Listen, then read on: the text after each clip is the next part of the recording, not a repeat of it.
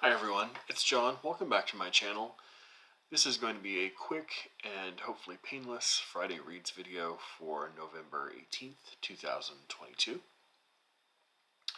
I haven't made one of these in a while, but since I have two new books that I haven't talked about too much, I thought I would show them to you and tell you a little bit about what they're about.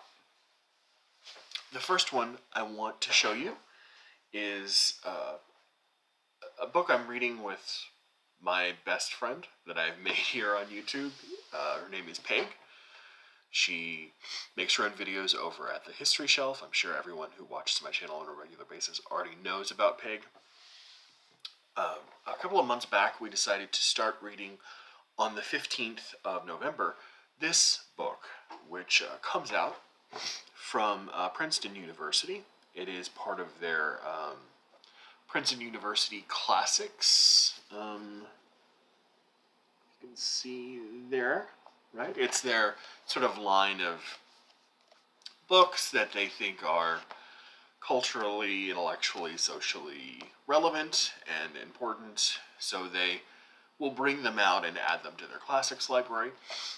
This is The Passions and the Interests, Political Arguments for Capitalism Before Its Triumph by Alfredo Hirschman. Hirschman was an economist, but what really makes him interesting as a writer, in this book and several of his other books actually, is that he's a highly interdisciplinary economist. The interest that he has front and center is usually economics, but he integrates history, sociology, psychology, and a lot of other fields, mostly those, into what he's doing, the questions that he's trying to answer. And as you can tell from the subtitle of the book here, this is sort of a look at the arguments that economists and philosophers mostly were making in the 17th and 18th centuries that were in support of capitalism.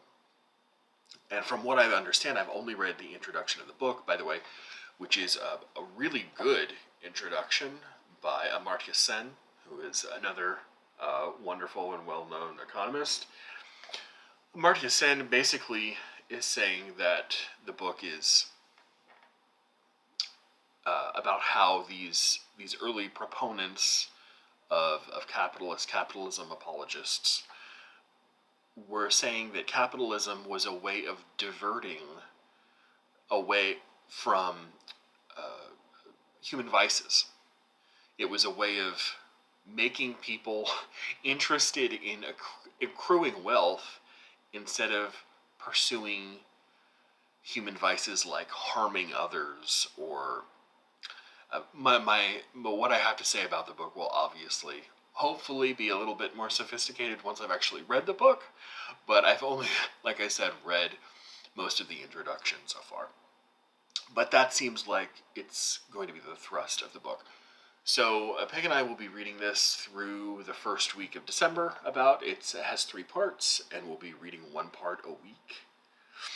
So I look forward to diving into this weekend.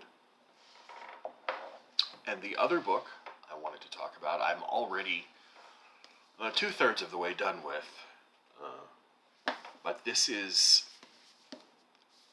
from the publishing company Spiegel and Grau. You can see there. And this is Bravehearted, The Women of the American West by Katie Hickman. This almost never happens to me. In fact, the number of times it has happened, I think I can count on one hand. But one of the publicists for Spiegel and Grau sent me a private message on my Instagram account, introduced himself, and asked me if I would be interested in reviewing a couple of their books. And he mentioned this one, and I sort of passingly said, I'm not terribly interested in American West history. It's never really, been very compelling to me or very interesting. But I said you can send it, and we'll see what happens. Well, as it turns out, this is a fascinating book. Take a chance every once in a while, and look what happens. You sort of get into something you never knew you would be interested in.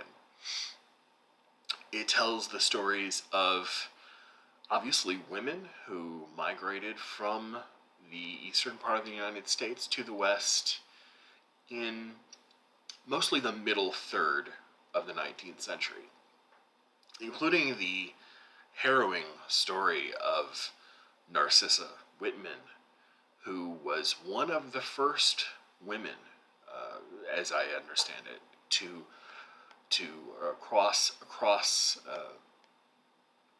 the Rockies and from east to west, and land in. I think she landed in California, if I'm not mistaken. Fascinating stories. Tells about women of the night. There's a short section in there. There's Narcissa Whitman herself was a Christian missionary. She traveled with her husband and another married couple who were also Christian missionaries. There's a chapter about military wives. Just a lot of very interesting information. Tells about women from diverse backgrounds, largely told, understandably, through diaries and letters, but also has that sort of compelling readability that makes history especially inviting. Not all history is written well. I mean, it could be interesting, but interesting history that's also absorbing is quite a delight and quite a treasure. So I'm really, really enjoying this. I only have about 100 pages left. So hopefully I'll be able to finish this by Sunday or Monday. I'm very slow. But those are the two books I'll be spending this weekend with. Let me know what you're reading.